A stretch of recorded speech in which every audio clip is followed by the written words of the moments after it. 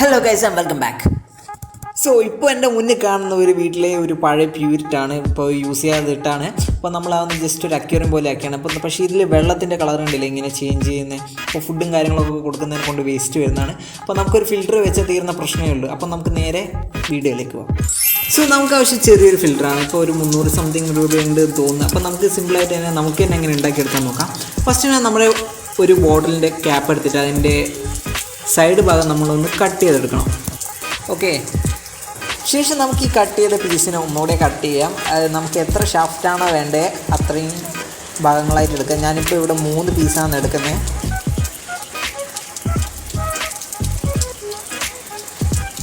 ശേഷം നമുക്ക് ആ കട്ട് ചെയ്ത പീസിനെ ഒന്നുകൂടെ കട്ട് ചെയ്യേണ്ടതായിട്ടുണ്ട്. എന്നാൽ മാത്രമേ നമുക്ക് ഒരു ക്യാപ്പിൻ്റെ അകത്തേക്ക് ഇൻസേർട്ട് ചെയ്യാൻ പറ്റുള്ളൂ.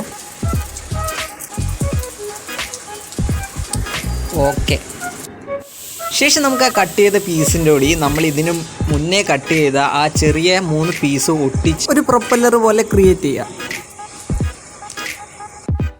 ശേഷം നമുക്ക് ക്യാപ്പിൻ്റെ ബാക്കിൽ ഒരു ഹോൾ ഇട്ട് കൊടുക്കാം. നമ്മുടെ മോട്ടർ വെച്ച് നോക്കുന്നതിന് കുറച്ച് ലൂസായിരിക്കണം, ഫ്രീ ആയിട്ട് കറങ്ങാൻ വേണ്ടിയിട്ട്.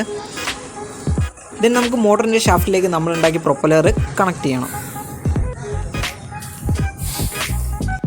ദെൻ അടുത്തതായിട്ട് നമ്മൾ വേറൊരു മൂടി എടുക്കുക. ശേഷം അതിൻ്റെ ഉൾഭാഗത്തെ ഒന്ന് ചെറുതായിട്ട് ഈ സർക്കിളിൻ്റെ ഈ ഏരിയയിൽ ഒന്ന് കട്ട് ചെയ്തെടുക്കുക. നമുക്കൊരു മൂടി കൂടി അങ്ങനെ ചെയ്യേണ്ടതായിട്ടുണ്ട്. ദെൻ ആ 2 പീസ് നമ്മൾ എന്ത് ചെയ്യുക, നന്നായിട്ടൊന്ന് ഒട്ടിച്ചു കൊടുക്കുക. ശേഷം നമുക്ക് ഈ ഭാഗത്തായിട്ട് ഒരു ഹോൾട്ട് കൊടുക്കണം. അതെന്തിനാണെന്ന് വെച്ചിട്ടുണ്ടെങ്കിൽ നമ്മൾ പമ്പ് ചെയ്യുന്ന വെള്ളത്തിൻ്റെ ഔട്ട്ലെറ്റ് വാൾവ് എവിടെയാണ് സെറ്റ് ചെയ്യാൻ പോകുന്നത്. ശേഷം നമ്മൾ ഔട്ട്ലെറ്റ് വാൾവ് വെക്കുമ്പോൾ ശ്രദ്ധിക്കേണ്ട ഒരു കാര്യം, നമുക്ക് ഇങ്ങനെ വെച്ചാലും ഔട്ട് റിസൾട്ട് കിട്ടും. പക്ഷേ നമ്മൾ ഇതിൻ്റെ ഓപ്പോസിറ്റ് വെക്കുമ്പോൾ ഇതിനേക്കാൾ മികച്ച രീതിയിലാണ് റിസൾട്ട് കിട്ടുക. അതായത് മോട്ടർ കറങ്ങുന്ന സൈഡിൽ നമ്മൾ എക്സോസ്റ്റ് സെറ്റ് ചെയ്യുക. ഓക്കെ, ശേഷം നമ്മൾ നേരത്തെ ചെയ്ത ഭാഗം നമുക്ക് ഒട്ടിച്ച് ചേർക്കേണ്ടതായിട്ടുണ്ട്.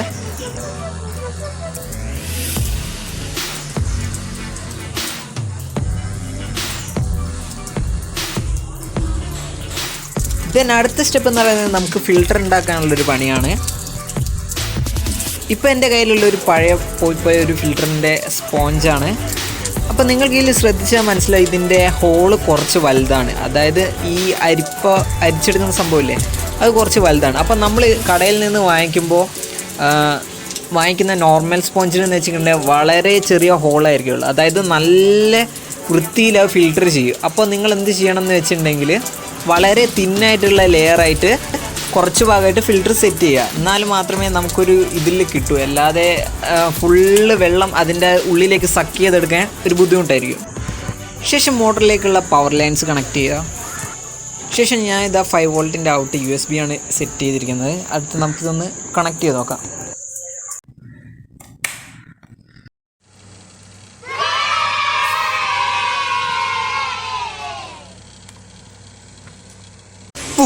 അപ്പോൾ നമ്മൾ ശ്രദ്ധിക്കേണ്ട കുറച്ച് കാര്യങ്ങൾ ഞാൻ പറഞ്ഞുതരാം. ഇപ്പം നമ്മളൊരു 3 വോൾട്ടിൻ്റെ മോട്ടറാണ് യൂസ് ചെയ്യുന്നതെങ്കിൽ അപ്പോൾ അതിലേക്ക് നമ്മൾ 5 വോൾട്ട് കൊടുത്തിട്ടുണ്ടെങ്കിൽ നോർമലി അത് അടിച്ചു പോകും.